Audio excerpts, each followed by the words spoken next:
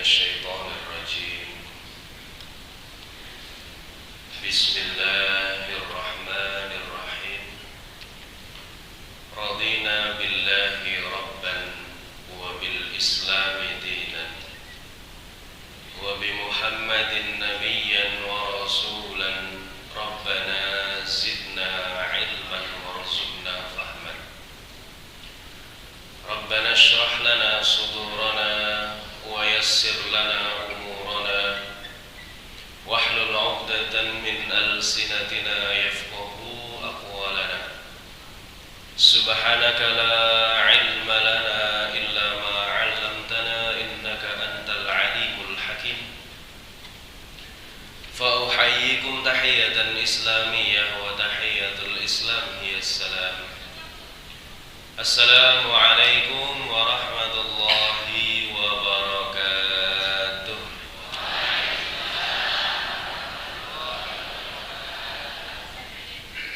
Alhamdulillah.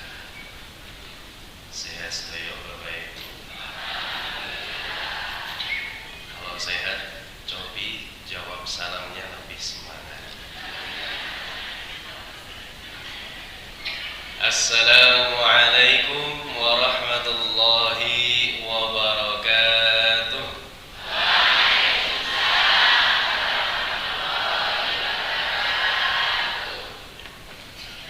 Waalaikumsalam atau waalaikumsalam.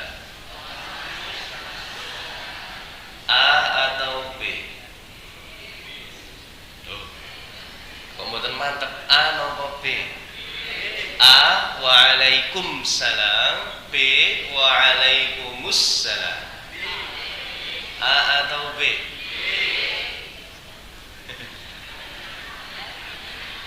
Berbeda-beda tapi tetap. Kalau secara tekstual dalam bahasa Arab itu ada alif lam syamsiyah. Jadi waalaikumsalam warahmatullahi wabarakatuh. Nah, mekaten nggih. Sekali lagi kita ulangi boleh? Tadi gladi tadi. Assalamualaikum warahmatullahi wabarakatuh.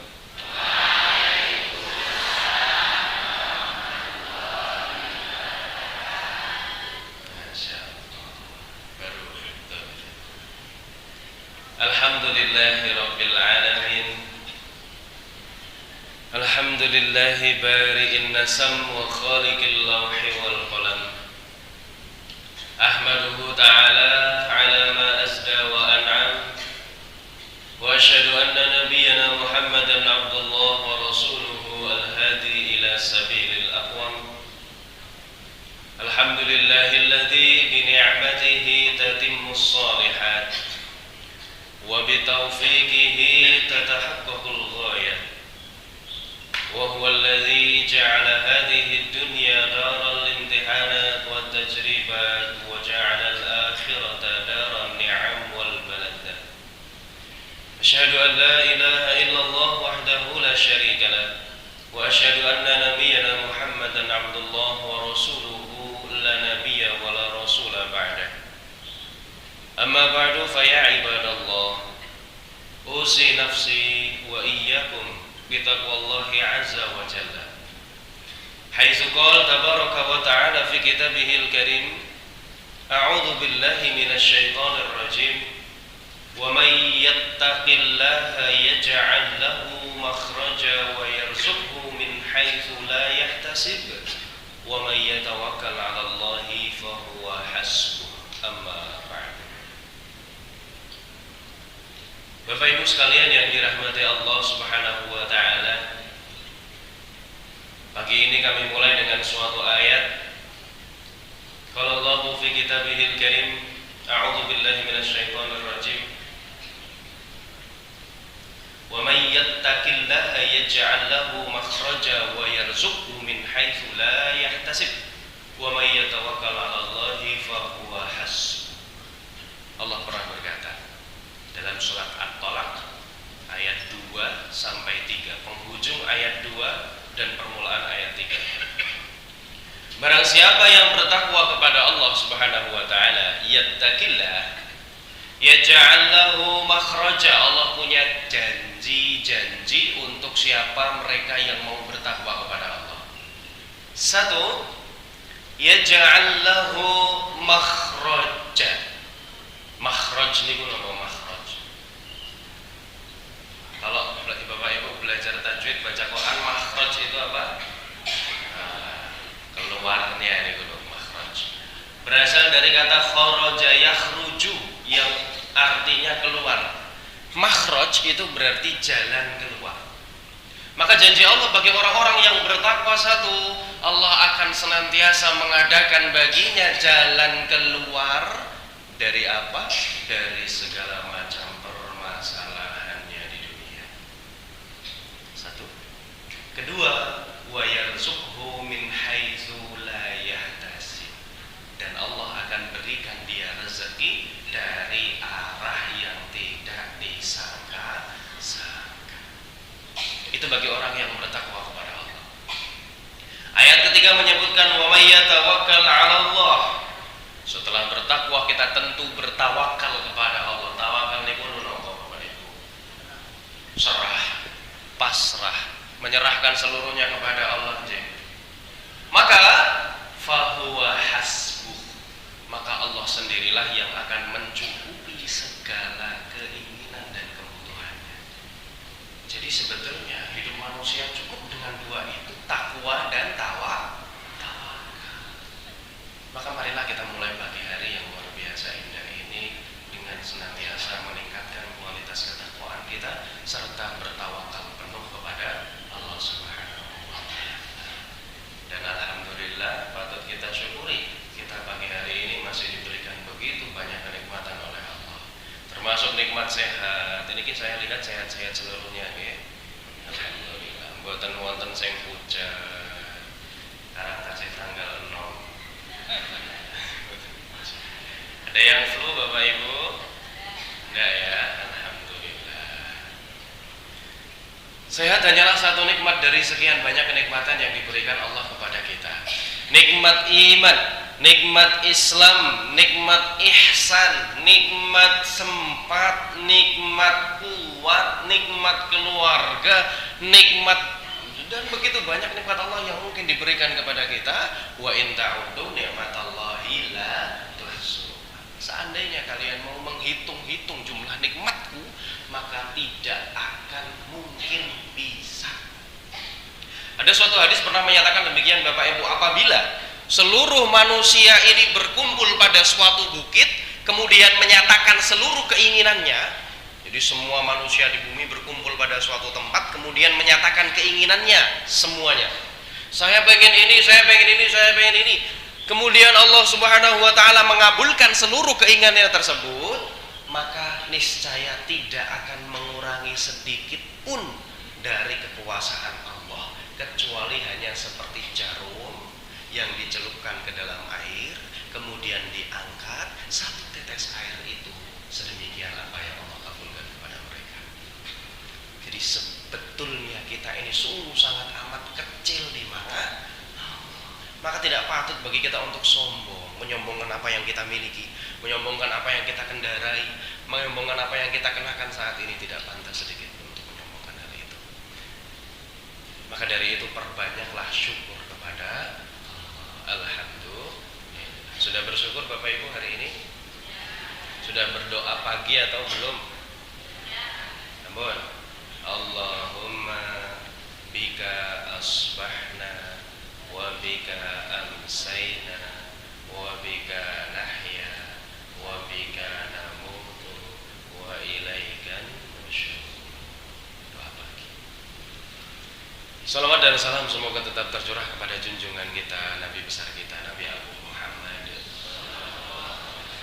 sallallahu alaihi wasallam. Dan semoga kita termasuk dalam golongan umat beliau yang nanti mendapatkan syafaat fi yaumil akhir. Amin amin ya rabbal. Mau berjumpa dengan Nabi Muhammad Bapak Ibu? Ingin berjumpa dengan Nabi Muhammad? Mau bertetangga dengan Nabi Muhammad nanti di surga? Ibu kalau ditanya mau request tetanggaan sama Nabi siapa, pengennya sih tenang nggih. Sanes Nabi Yusuf nggih. Iya Pak, pengen jejer Nabi Yusuf. Tapi ada beberapa riwayat nih Bapak Ibu itu menyatakan bahwasanya Nabi Muhammad itu berpuluh-puluh kali lebih tampan daripada Nabi Yusuf. Tapi kita kan tidak pernah tahu bagaimana bentuk rupa dari Nabi Muhammad karena selama sepeninggal beliau tidak boleh digambarkan dengan apapun. Bapak Ibu sering lihat video film tentang Nabi Muhammad begitu digambarkan dengan apa biasanya? Cahaya, nur seperti itu. Nah, maka agar kita nanti berjumpa dengan Nabi Muhammad, perbanyaklah sholawat kepada Nabi Muhammad.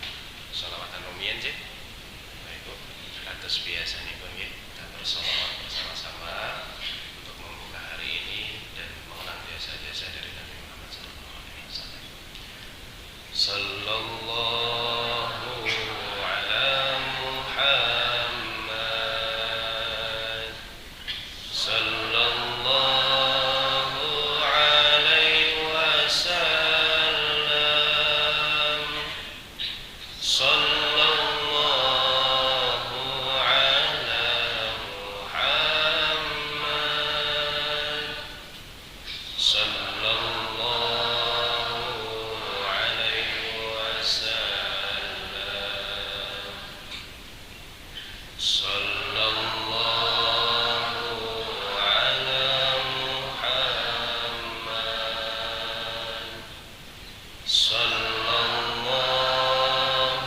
alaihi wasallam sallallahu ala Muhammad sallallahu alaihi wasallam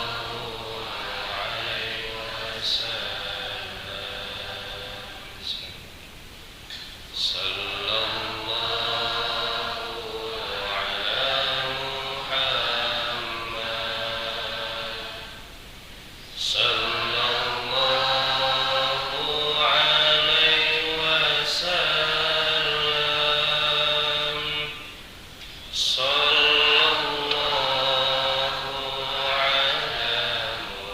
Muhammad sallallahu alaihi wasallam.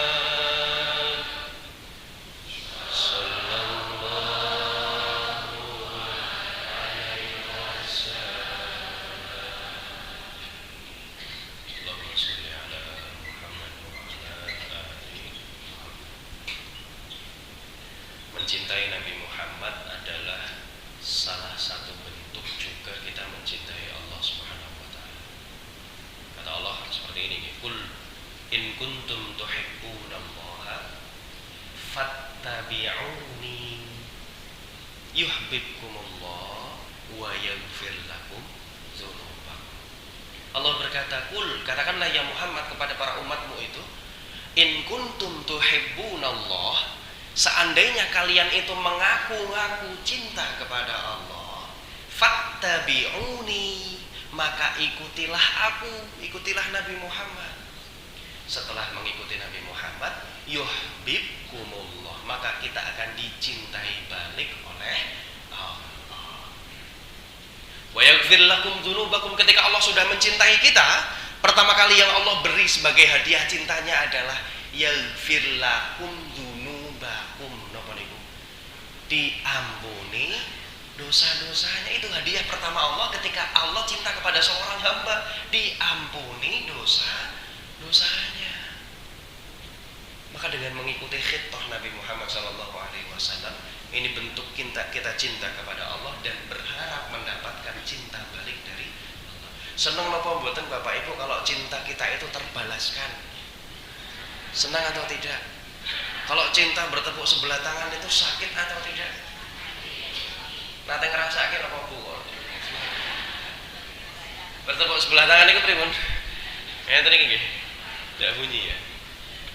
Bayangkan seandainya cinta kita bertepuk sebelah tangan dengan Allah Subhanahu wa taala. Kalau dengan manusia biasa masih bisa mencari yang lain ketika cinta bertepuk sebelah tangan. Tapi kalau dengan Allah Subhanahu wa taala, siapa lagi yang mau kita cari? Tidak boleh cinta kita bertepuk sebelah tangan dengan Allah untuk itu, agar cinta kita tidak bertepuk sebelah tangan, kita ikuti ajaran dari Nabi Muhammad SAW. Bapak Ibu niki mengaku cinta napa mboten kalian Gusti Allah? Cinta atau tidak? Sebesar apa cinta? Lebih cinta kepada Allah atau cinta kepada dunia? Yakin? Dua-duanya. Mboten pengen ketinggalan sedaya, dua-duanya. Saya bikin ibarat nih, kalau tidak salah pernah saya sampaikan atau belum, atau mungkin ada jamaah yang pernah dengar lagi ibarat saya. Bagaimana manusia itu kadangkala lebih hubbud dunia, lebih cinta kepada dunia ketimbang cinta kepada Allah ataupun hari akhir. Seandainya umpamane, misalkan jika seandainya seumpama wonten pengumuman wonten ing kalurahan pundi ngriki Sidorejo, ada pengumuman woro-woro dumateng sedaya warga masyarakat niki, tapi bukan hanya Sidorejo saja niki nggih. Kurang berarti Godean. Kita perluas jadi Godean. Woro-woro untuk seluruh warga masyarakat Godean yang memiliki yang tinggal bahkan berdomisili di Godean akan dibagikan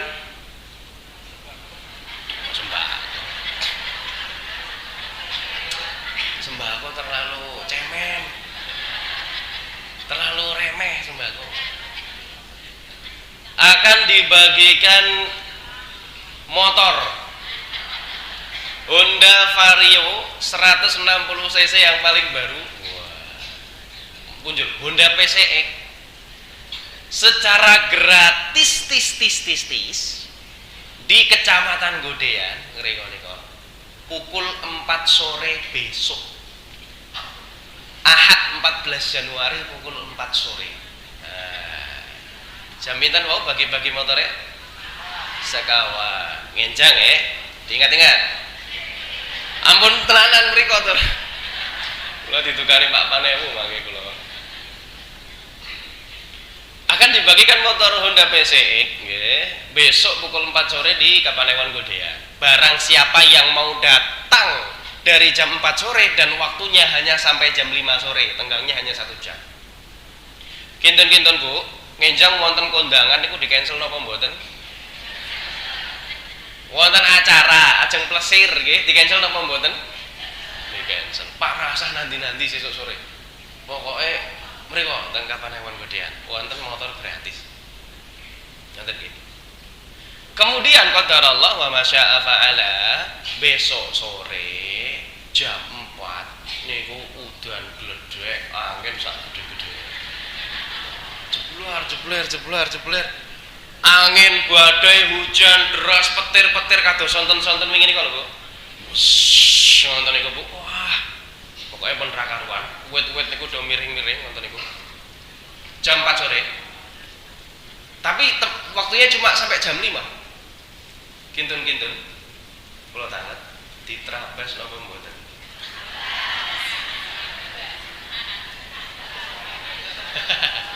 Pakai mobil ditrabas. Satu syarat lagi, harus jalan dari rumah. Terabas napa mboten? Hujan badai besar, petir menyambar-nyambar, tapi ada tawaran motor gratis. Kira-kira ditembus atau tidak? Ditembus. Pasti. Mbak arep pakai melampai saking griya nggih purun niku. Masyaallah. Bu, Pak, niku jam sekawan sonten. Jam 3 sore niku gek grimis. Teletik-teletik niku. Allahu Akbar, Allahu Akbar. Pak ditrabas napa mboten?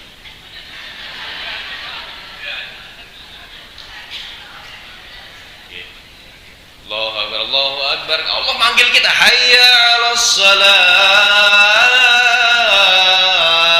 Ayo hambaku, salat, ayo salat. Ketika engkau sudah mendirikan salat, hayya 'alal falah. Nopo falah? Kemenangan. Allah bukan hanya sekedar menawarkan motor. Allah bukan hanya sekedar menawarkan mobil dan kenikmatan dunia hanya saja Allah tawarkan kemenangan di balik sholat yang kita dirikan. Dalam bahasa Arab, kesenangan itu faroha itu kesenangan. Kesuksesan itu najah. Tapi kalau najah digabungkan dengan faroha menjadi falaha, kemenangan. Maka Allah tawarkan di balik sholat kita itu, ayo, siapa yang mau menang, dirikanlah sholat. Siapa yang mau dimudahkan seluruh urusannya di dunia, dirikanlah sholat. Siapa yang mau semuanya dikabulkan hajatnya, dirikanlah sholat. Tur dong, kayak gerimis sithik. Mboten ditembus. Malah seneng biasanya nggih. Azan terus udan, wah Bu niki udan. Ning omah wae sholat ra apa-apa. Masya Allah, Bapak Ibu, kadangkala kita ini masih lebih hubbud dunia, cinta kepada dunia. Apa-apa ganjaran imbalan yang terlihat di mata kita itu lebih menarik ketimbang yang tidak terlihat. Allah Subhanahu wa Ta'ala seringkali menawarkan di dalam Al-Quran itu imbalan ganjaran yang luar biasa, tapi tidak terlihat dan belum pernah dirasakan oleh manusia. Itu tidak menarik di mata manusia. Tapi kadangkala imbalan ganjaran balasan yang terlihat yang bernilai material itu lebih menarik di mata manusia. Genapa mboten? Insyaallah. Maka di balik sholat tadi sebetulnya Allah Subhanahu wa Ta'ala menawarkan kepada kita begitu banyak imbalan dan ganjaran. Ini sholatnya lengkap semua, insyaallah. Berapa kali sehari? Napa berapa hari sekali? Berapa hari sekali Bapak Ibu sholatnya? Satu hari berapa kali sholat? 5 kok. Kalau saya tanya kepada anak-anak TK, adik-adik sehari sholat berapa kali? 5, niku wajar. Saya tanya kepada Bapak Ibu pengajian jamaah Masjid Prawira Sutikon niki yang sudah setiap Sabtu niki hadir pengajian, satu hari sholat berapa kali? 5 plus. Nah, harus ada plusnya. Sunnah itu juga dikejar, didirikan oleh kita. Maka Bapak Ibu sekalian yang dirahmati Allah Subhanahu wa Ta'ala, pagi ini sebentar saja mungkin, kalau tidak cukup nanti kita sambung di pertemuan selanjutnya. Sebenarnya ini bukan jadwal saya nggih Pak. Nah, saya Sabtu Kliwon nggih, tapi yang kemarin saya izin. Karena saya punya hutang dengan Bapak Ibu ini, kalau tidak saya lunasi nanti ditanya sama Allah. Insyaallah, maka saya dibawa untuk hadir kepada Bapak Ibu sekalian. Nah, saya akan bawakan sedikit materi mengenai, sebenarnya ini simple Bapak, sepele. Tapi masih banyak orang yang menyepelekan tentang hal ini mungkin. Yaitu adalah sifatu sholatin Nabi. Sifat sholat Nabi. Sajane gandeng laptop saya itu rusak. Mapet Bu ingin kalau ngisi teng gendeng niku tiba-tiba pas ngisi niku mapet jan itu mati itu. Nah, kemudian alhamdulillah saya menemukan buku. Buku ini sebenarnya saya dapatkan di pondok. Dulu saya diberi oleh salah satu guru saya, syekh saya. Ketika itu saya melihat beliau sedang berjalan menuju ke fotokopi, mau memfotokopi buku. Beliau sudah sepuh, jalannya pelan sekali. Kemudian saya antarkan beliau untuk menuju fotokopi. Saya naik motor, saya boncengkan beliau. Sepulangnya dari fotokopi, qadarullah, saya diberikan buku ini, Sifatu Sholatin Nabi, kalangan dari Muhammad Nasiruddin Al-Albani. Selama di pondok saya belum baca buku ini, belum saya baca. Sepulang dari pondok, saya baru buka buku ini dan mulai baca-baca buku ini. Ternyata luar biasa sekali isinya. Dijelaskan secara rinci bagaimana sifat sholatnya Nabi Muhammad SAW. Nanti kalau ada yang mau fotokopi boleh, tapi bahasa Arab semua. Bahasa Arab gundul. Boleh. Kalau ada yang mau fotokopi, mau baca di rumah untuk bacaan sebelum tidur langsung ngantuk nih pasti. Oke. Sifatu sholatin Nabi. Sebetulnya ini sudah saya rangkum di laptop saya, tapi karena mati saya langsung bawa bukunya saja. Nah, Bapak Ibu sekalian dari mata Allah Subhanahu wa Ta'ala, kenapa kami tekankan lagi mengenai perihal sholat? Sebelum itu saya tanya Bapak Ibu, sudah sholat berapa kali semasa hidupnya?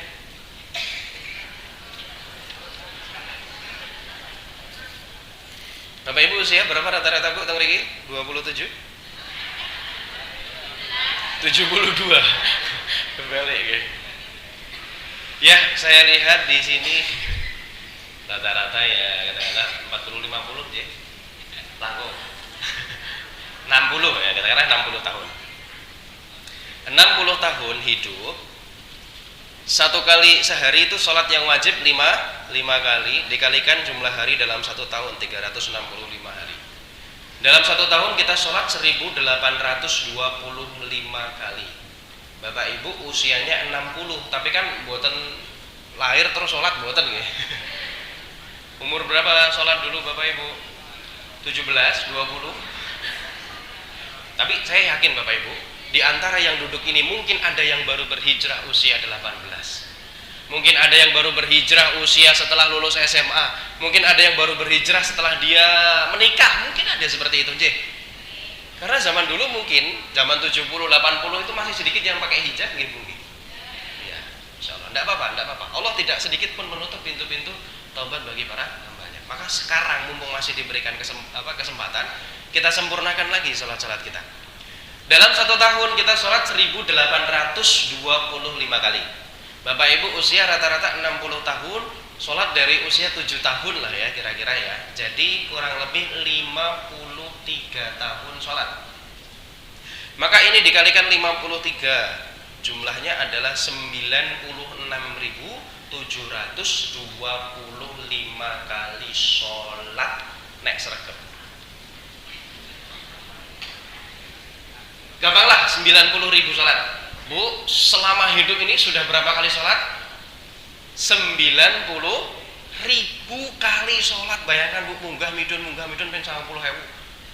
Sudah dilakukan, tapi apakah sudah yakin yang 90.000 itu betul bacaannya, baik gerakannya, dan syukur-syukur diterima oleh Allah Subhanahu wa taala? Sudah yakin atau belum? Padahal dulu ada salah seorang sahabat Nabi itu yang demikian. Jadi sahabat Nabi sholat di hadapan Nabi, bukan di hadapan Nabi. Nabi melihat sahabat Nabi sedang sholat. Nabi di belakang, sahabat Nabi sholat di depan. Setelah selesai sholat, sahabat Nabi datang kepada Nabi untuk menyalami Nabi. Kemudian Nabi berkata seperti ini, "Sholli fa innaka lam tusalli." Sholatlah kamu itu belum sholat. Baleni sholatmu, kowe iki rong sholat sakjane, ngoten niku. Kemudian sahabat tadi mengulangi sholatnya, kemudian kembali lagi kepada Nabi, dikatakan lagi oleh Nabi, "Sholli fa innaka lam tusalli." Baleni meneh sholate, kowe iki rong sholat. Sampai 3 kali mengulangi sholat, sama Nabi disuruh sholat lagi diulangi, kamu itu belum sholat. Sampai sahabat tadi menyerah, kemudian berkata kepada Nabi, "Ya Nabi, saya tidak bisa sholat lebih baik daripada itu tadi. Maka mohon tunjukkanlah kepada saya bagaimana cara sholat yang baik." Barulah di situ Nabi menyampaikan hadis yang semuanya kita sudah tahu. Idza kunta ila salati fa asbiqil wudu, seterusnya shollu kama ra'aitumuni usolli. Sholatlah kamu sebagaimana kamu melihat aku ini sedang sholat. Barulah Nabi mencontohkan di situ dari mulai awal sampai akhir bagaimana gerakan-gerakan sholat seperti apa dicontohkan oleh Nabi. Itu dirangkum dalam satu buku ini, Sifatu Sholatin Nabi. Bapak Ibu, semua Nabi itu memiliki sholatnya masing-masing.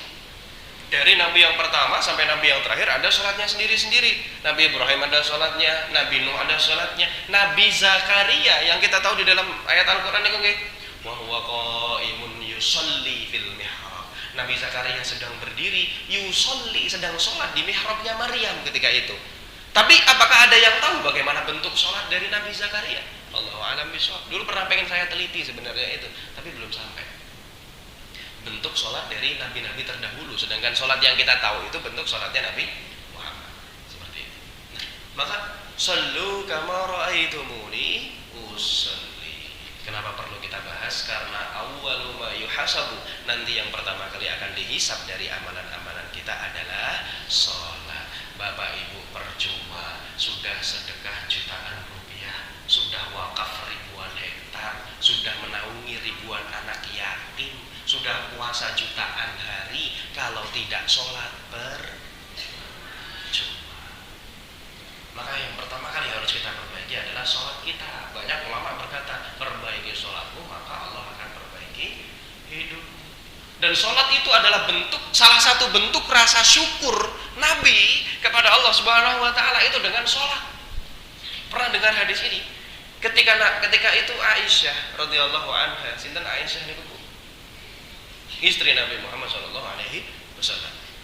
Ada 2.200 hadis kurang lebih keluar dari lisan Aisyah. Itu bukti bahwasanya Aisyah itu tidak pernah jauh-jauh dari Nabi. Hampir 24 kali 7 itu selalu bersama Nabi. Jadi tahu bagaimana cara Nabi jalan, bagaimana cara Nabi bangun, bagaimana cara Nabi ini itu, Aisyah tahu seluruhnya. Meskipun pernah suatu kali Aisyah cemburu, kok yang disebut-sebut Khadijah. Ya Nabi, kenapa engkau sebut-sebut Khadijah terus? Jadi Aisyah itu pernah cemburu Bu. Ibu-ibu pernah cemburu? Tidak apa-apa, Aisyah juga pernah cemburu. Kok yang disebut Khadijah terus ya Nabi, kenapa? Khadijah. Nabi berkata, jangan kau katakan demikian Aisyah, karena Khadijah adalah orang pertama yang percaya kepadaku di saat tidak ada orang satupun yang percaya. Itu Khadijah, saking cintanya Rasul dengan Khadijah. Nah, pada suatu malam Aisyah itu terbangun dari tidurnya karena kesenggol Nabi sedang sholat. Jadi Nabi sholat malam, sholat tahajud, kemudian tidak sengaja nyenggol Aisyah, kemudian Aisyah bangun dari tidurnya. Pertanyaan saya sebelum kita lanjutkan hadisnya, Nabi sholat kok sakit nyenggol Aisyah? Pulau tangan, rumahnya Nabi berarti besar atau kecil? Nabi kaya atau tidak? Kaya juga. Tapi tergolong kaya ketika itu. Khadijah istri pertama kan kaya luar biasa nggih, saudagar kaya raya. Nabi orang yang kaya tapi rumahnya sederhana. Bahkan ketika sholat pun sampai bisa nyenggol Aisyah. Maka Bapak Ibu tidak ada alasan, ibu-ibu terutama, saya tidak ada ruangan Mas di rumah untuk menyediakan yang dulu pernah kita terangkan mihrab. Sudah disediakan atau belum ibu-ibu mihrabnya? Sudah. Ruangan khusus atau tempat khusus, sudut khusus untuk sholat, untuk beribadah, untuk membaca Quran. Ampun nggih nyetrika nggih, nyetrika. Khusus untuk beribadah, tidak dicampuri dengan urusan dunia apapun. Namanya mihrab. Itu hikmahnya banyak sekali. Mempercepat terkabulnya doa, lebih didengar oleh Allah Subhanahu wa Ta'ala. Adakan mihrab di rumah supaya rumah kita itu lebih terang. Dan bapak-bapak pun seperti itu sebetulnya. Afdhalus sholat, sebaik-baiknya sholat sunnah itu di mana? Di rumah. Kecuali sholat wajib baru di masjid. Untuk bapak-bapak seperti itu sebetulnya. Sebelum berangkat ke masjid, sholat sunnah di rumah dulu tidak apa-apa, boleh-boleh saja. Karena sebaik-baik sholat sunnah itu di rumah. Kembali ke hadis tadi. Aisyah kesenggol Nabi, kemudian Aisyah bangun. Ketika Aisyah bangun, itu kaget melihat kaki Nabi bengkak. Jadi Aisyah bangun terus kaget, kok kaki Nabi bengkak? Kenapa? Seperti itu. Setelah sholat, ternyata ditanya sama Aisyah, kira-kira Bapak Ibu ada yang tahu nggak kenapa kaki Nabi bengkak? Karena terlalu lama berdiri dalam sholat. Padahal itu baru rakaat pertama, kakinya sudah bengkak. Ada yang pernah mencoba? Dalam beberapa riwayat itu disebutkan bacaan Nabi ketika sholat malam pada rakaat pertama itu dari Al-Baqarah sampai An-Nisa. Nanti mau coba? Nggak bagus nih dari Al-Baqarah sampai An-Nisa. Sahabat itu ada yang pernah pengen ikut, jadi Nabi kalau derek lah, tak derek yang sholat malam ngoten niku nggih. Sekali mencoba, besoknya kapok. Karena apa? Tadi Nabi itu luar biasa kuat kalau berdiri dalam sholat. Bacaannya luar biasa panjang sekali. Kalau Bapak Ibu biasanya baca apa, Bu? Ya kita absen. 1 kulhu, Trikul 2 Qul a'udzu birabbil falaq. Yang ketiga, qul a'udzu birabbin. Nek gek bosan biasanya gantos napa? Inna a'tainakal kautsar. Bu niku malaikat sik tengen niku iku ora bosen apa macane iki terus. Sedikit di-upgrade ya Bapak Ibu ya. Ini kita sudah berada hampir Ramadan lagi ini nanti di-upgrade, terutama ketika bulan Ramadan monggo di-upgrade. Jangan kulhu falak binas al-kausar dong an-asr padha wae. Wal asr innal insana lafi khusr illa alladziina amanu. Jangan di-upgrade sedikit yang lebih panjang sedikit. Boleh lah Bapak Ibu, enggak usah yang terlalu panjang. Al-insyirah. Ini termasuk panjang tapi tidak terlalu panjang. Atin boleh, al-qadr. Itu enak-enak loh, oke. Ad-duha insyaallah. Ad-duha mungkin kapan-kapan akan saya sampaikan mengenai tafsir surat Ad-duha. Ini luar biasa sekali. Ad-duha itu adalah obat. Obat bagi siapa? Bagi Nabi ketika itu. Karena Nabi ketika itu sudah mengalami kegalauan, kerinduan yang luar biasa, mendalam. Karena sudah sekian kurun waktu tidak dikabari oleh Allah. Jadi Nabi itu kan biasanya kan dapat wahyu terus dapat wahyu gitu nggih. Tapi pernah suatu kali wahyu itu berhenti, kemudian Nabi galau. Loh, kok saya nggak dapat kabar dari Allah ya? Kok nggak dapat wahyu dari Allah gitu. Bapak Ibu, Mas Mbak kalau nggak dapat kabar dari galau nama mboten. Nabi pun galau, tapi nggak dapat kabar dari Allah. Kemudian turunlah surat Ad-duha itu, wad-duha wal-laili idza saja. Ma wadda'aka rabbuka wa ma qala walal akhiratu khairul laka minal ula.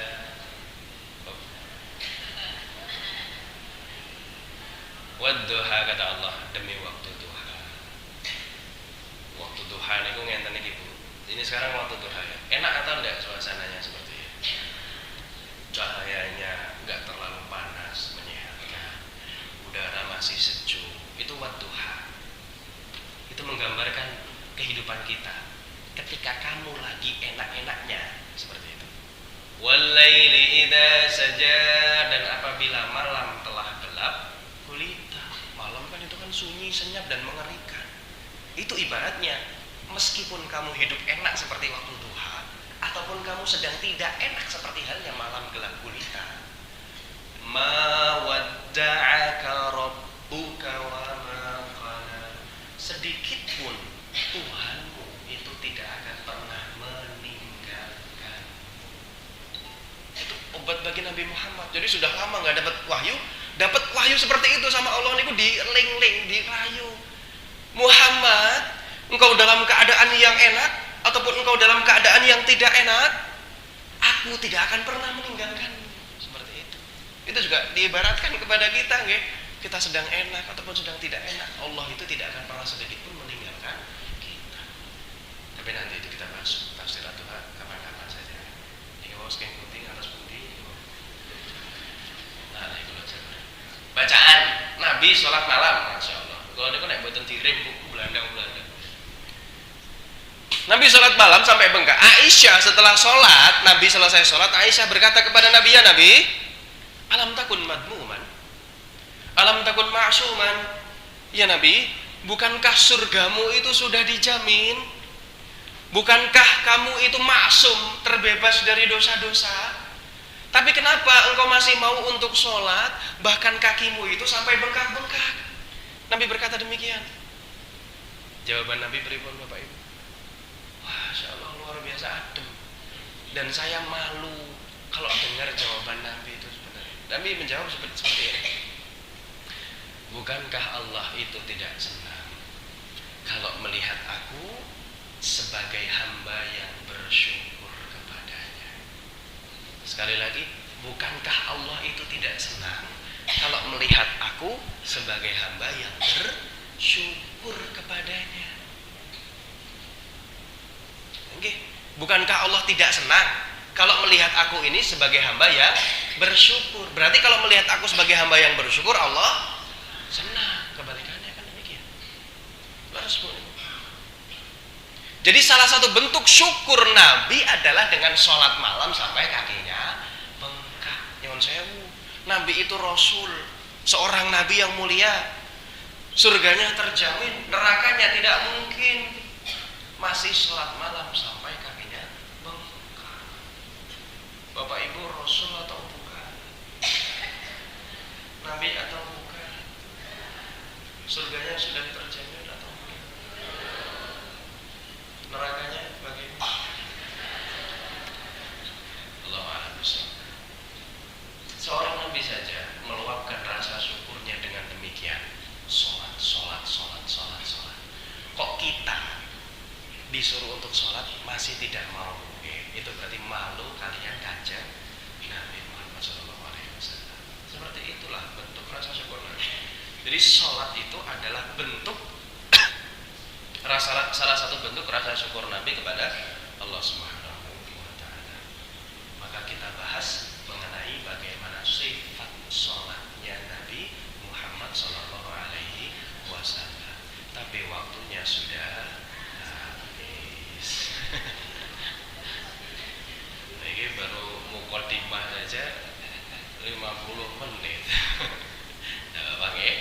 Supaya kita lebih semangat belajar tentang sholat, meskipun kita sudah tahu dan setiap hari sholat dan sudah yakin sholat kita betul, tapi tidak apa-apa, kita ulang-ulangi dan belajar lagi. Kalau kata kiai saya ini peng sewu dong, yang sudah betul-betul paham saja ketika sholat masih memikirkan hal-hal yang lain di luar sholat, apalagi kalau tidak diingatkan lagi. Bapak Ibu kalau lagi sholat mikirin apa? Apa? Yang hilang, ketemu lagi. Oh kuncinya ketemu, oh remote ketemu. Oh kuncinya ketemu, oh kok PMN-nya dereng dintas, oh kompornya dereng dipateni biasanya tadi gue. Siapa setan yang bertugas mengganggu manusia ketika sholat? Nah, betul, ini sudah pernah saya terangkan ya. Ya, khinzib ya. Di sini atau di mana Bu? Di sini ke khinzib pernah ya. Dulu ada setan yang mengganggu manusia ketika sholat. Mengganggu manusia ketika wudhu siapa namanya? Walhan. Bapak Ibu pernah belum? Lupa sudah wudhu atau belum? Pernah ya? Mau wudhu kok urung ya? Biasanya sholat id biasanya. Sholat id kan ibu-ibu biasanya macak nggih. Bedaan nggih, enjang-enjang niku nggih. Sampai lapangan terus aku mau wudhu kok urung. Arep wudhu kok maneman. Ora wudhu kok rasa sholate. Nah, itu yang mengganggu kita ini sudah wudhu atau belum, biasanya itu namanya walha. Setan yang mengganggu dalam rumah tangga siapa? Ada? Dasim. Sini? Dasim. Pak Dasim, bukan Pak Dasim. Setan Dasim karena Pak Dasim. Itu khusus mengganggu dalam rumah tangga. Kadang-kadang suami tidak salah apa-apa, kemudian istrinya marah-marah. Kadang-kadang istrinya juga nggak sengaja, suaminya marah-marah. Itu yang membisik-bisiki untuk lebih menyulut amarah niku adalah das. Maka Bapak Ibu sekali lagi tadi jangan sampai rumah kita ini tidak diterangi dengan Al-Qur'an, tidak diterangi dengan ibadah. Supaya apa? Setan niku mboten purun mencok. Tidak mau mencok di rumah kita, dasim terutama, jangan sampai masuk lewat sela-sela pintu rumah kita. Maka diterangilah rumah kita dengan ibadah-ibadah tersebut. Jangan sampai rumah kita ini kok mboten dibacakan Al-Qur'an dan lain sebagainya. Nonton cek. Nah, Bapak Ibu sekalian yang dirahmati Allah Subhanahu wa Ta'ala. Tapi ini sudah habis Bapak Ibu, saya mau mulai nanti nanggung. Oke. Kita berikan Pak.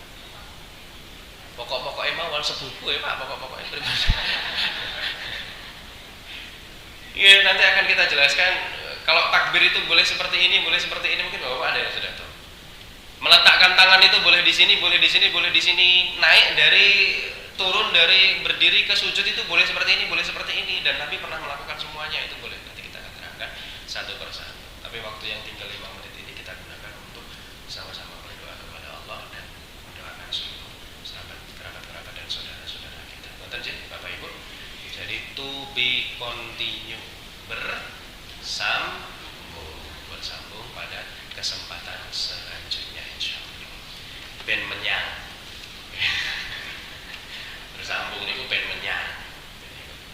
Kita nanti apakah Sabtu Kliwon atau tetap Sabtu Wage Pak Ceng? Kembali ke Kliwon ya. Nanti insya Allah Sabtu Kliwon kita akan berjumpa lagi kalau masih diberikan kesempatan ya Allah Subhanahu wa taala. Bapak Ibu sekalian yang dirahmati Allah Subhanahu wa taala. Mungkin sedikit itu saja yang bisa kami sampaikan pada kesempatan pagi hari ini. Semoga yang sedikit ini bisa menambah keimanan serta ketakwaan kita kepada Allah Subhanahu wa taala. Engkang tereng telas unjuk aneh monggo dipun telas kirumi. Yang belum diminum. Kalau mimik angsal nggih Bapak Ibu. Ngolah ya itu. Krasa napa mboten niku Bapak Ibu? Saya sering tanya, krasa napa mboten? Le ngaos niku lho, krasa napa mboten?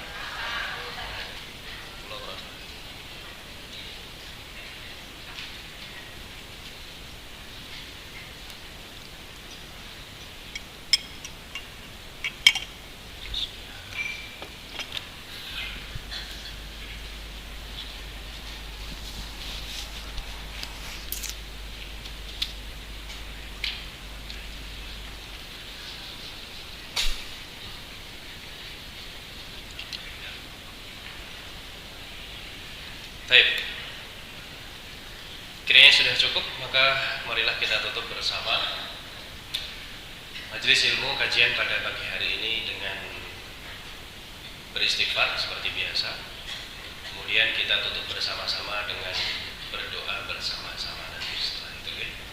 Monggo diluruskan lagi niatnya, disucikan lagi hatinya, dihentikan terlebih dahulu segala macam hiruk-pikuk aktivitas kegiatannya. Karena ketika kita meminta kepada Allah diusahakan dalam kondisi yang terbaik. Bapak Ibu kalau ada anaknya itu minta uang sambil yang tadi, angkat sikilnya tadi, kalih ngunyah, minta uang sambil seperti ini.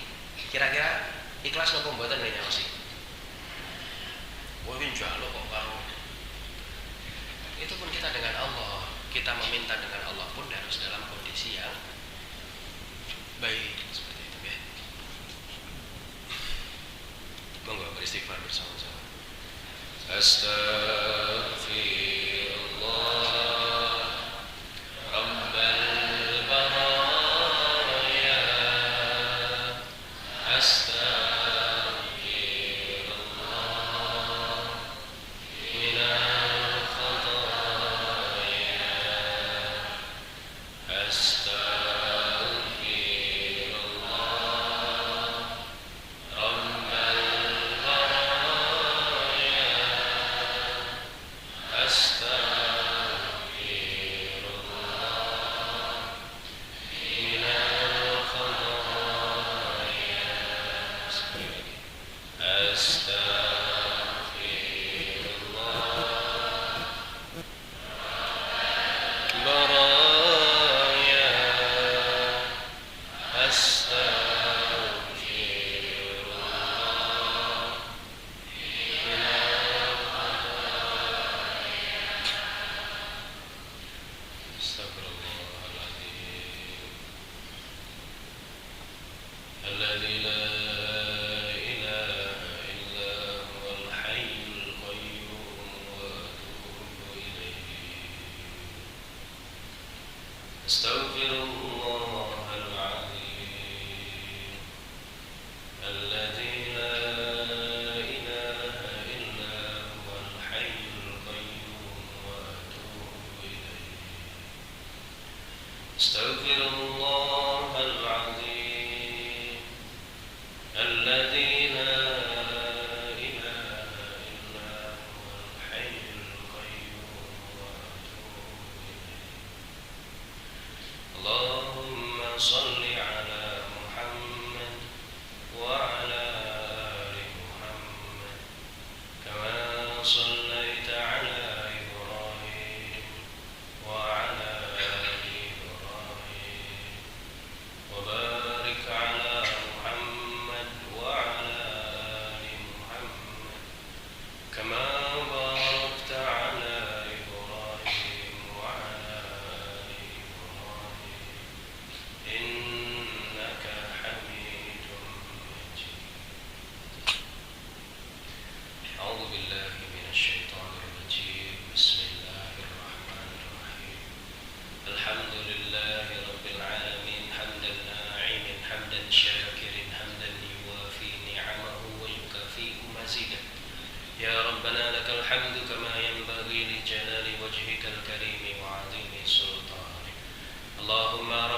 taqabbal minna salatana wa siyamana wa ruku'ana wa sujudana wa qu'udana wa tadarru'ana wa takhashu'ana wa ta'abbudana wa tammim taksirana ya Allah ya Rabbal Alamin. Allahumma inna nas'aluka salamatan fid din wa 'afiyatan fil jasad wa ziyadatan fil 'ilmi wa barakatan fil rizqi wa taubatan qabla al-maut wa rahmatan 'inda al-maut wa maghfiratan ba'da al-maut. Allahumma hawwin 'alaina fi sakaratil maut wan najata minan nari wal 'afwa 'inda al-hisab. Rabbana la tu'akhidna in nasina aw akhtana. Rabbana wa la tahmil 'alaina isran kama hamaltahu 'ala alladhina min qablina. Rabbana wa la tuhammilna ma la taqata lana bih. Wa'fu 'anna waghfir lana warhamna anta maulana fansurna 'ala al-qawmil kafirin. Allahumma ighfir lana wa liwalidayna warhamhuma kama rabbayana shighara wa li jami'il muslimina wal muslimat wal mu'minina wal mu'minat al ahya'i minhum wal amwat innaka antas sami'un qaribun mujibud da'wat ya qadiyal hajat. Rabbana hab lana min azwajina wa dhurriyyatina qurrata a'yun waj'alna lil muttaqina imama. Allahumma ansur ikhwanana al muslimina al mujahidina fi Palestin li'ila'i kalimatika wa li'iqamati syari'atika abadan abada birahmatika ya arhamar rahimin. Ya Allah ya Ghaffar ya Ghafur ya Ghafir. Ya Allah yang Maha Pengampun segala dosa, ampunilah dosa-dosa kami ya Allah. Ampunilah dosa kedua orang tua kami ya Allah. Ampunilah dosa pasangan-pasangan kami ya Allah. Ampunilah dosa anak-anak dan cucu-cucu kami ya Allah. Ampunilah dosa keluarga kami ya Allah. Ampunilah dosa keluarga besar kami ya Allah. Ampunilah dosa rekan-rekan kami ya Allah. Ampunilah dosa tetangga-tetangga kami ya Allah. Ampunilah dosa masyarakat-masyarakat kami ya Allah. Ampunilah dosa jamaah-jamaah kami ya Allah. Mungkin kami belum pantas apabila berada di surga-Mu ya Allah, tapi kami juga tidak kuat jika harus merasakan siksa api neraka-Mu ya Allah. Maka jauhkanlah kami dari siksa dunia, jauhkanlah kami dari siksa kubur, jauhkanlah kami dari siksa api neraka, jauhkanlah kami dari murka-Mu ya Allah. Dekatkanlah kami selalu dengan hal-hal baik, dekatkanlah kami selalu dengan orang-orang baik, dekatkanlah kami selalu dengan kebaikan. Sayangilah kami, berkahilah kami, cintailah kami ya Allah. Tutuplah akhir hayat kami dengan keadaan husnul khatimah. Kami tidak tahu ya Allah kapan, di mana dan bagaimana kami nanti akan kembali kepadamu. Kami hanya bisa meminta ya Allah, kembalikan kami dalam kondisi yang terbaik, di tempat yang terbaik, di waktu yang terbaik, dalam keadaan yang husnul khatimah. Allahumma khtimna bi husnil khatimah wa la takhtimna bi su'il khatimah. Rabbana atina fid dunya hasanah wa fil akhirati hasanah wa qina adzabannar. Subhana rabbika rabbil izzati amma yasifun wa salamun 'alal mursalin walhamdulillahi rabbil alamin.